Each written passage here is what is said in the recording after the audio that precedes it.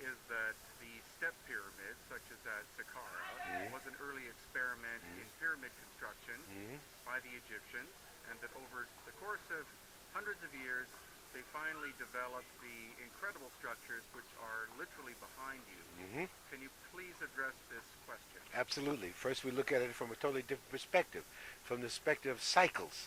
5 stages of the sun repeating cycles. So we reject the idea of linear evolution, that everything moves in a straight line from the primitive to the complex.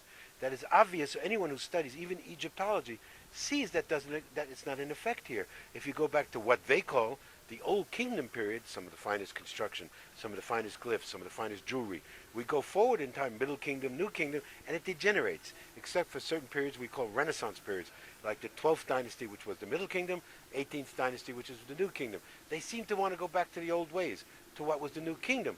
So what we see in the New Kingdom is they are also trying to go back to an old way, a previous time. So Hakim gives us an idea that there were previous cycles. So what we're looking at here is pre-dynastic, prehistorical original constructions, some going back 50,000, 30,000, to the beginning of this cycle 65,000 years ago. So the structures behind me are much, much older than the one they say is newer, the step pyramid. The step pyramid is not even a true pernetter. These are perneters behind me, houses of energy, houses of nature. The step pyramid at Saqqara is a symbolic per-ka.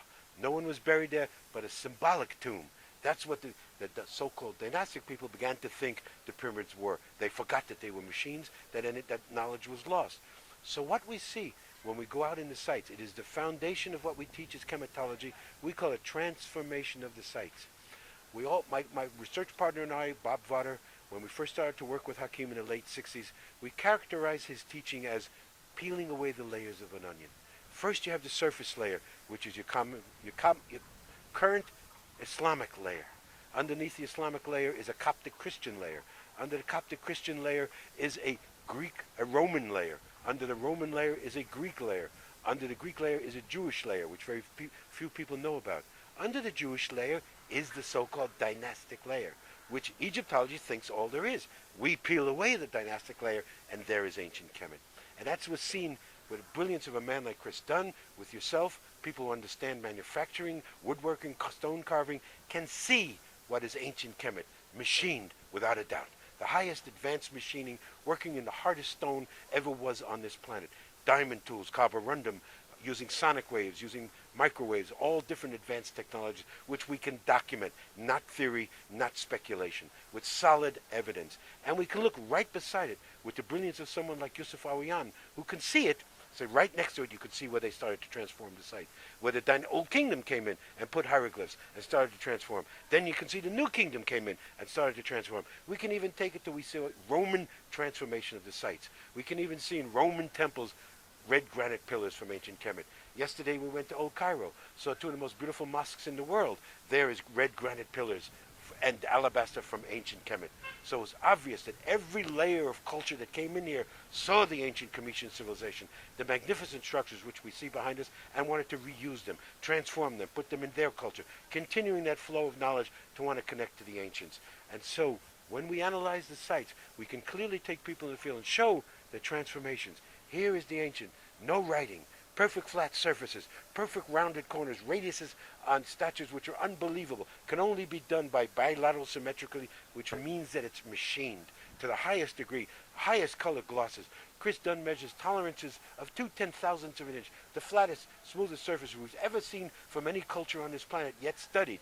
And yet we can see when other people came in and transformed crude chopping, crude glyphs, crude changing it, and that is the basis of what we teach. Obviously, ancient civilization that was used and transformed many, many, many times in many cultures, and continuing today with the Islamic culture. He uses pieces of the stone to build mosques, to build different areas.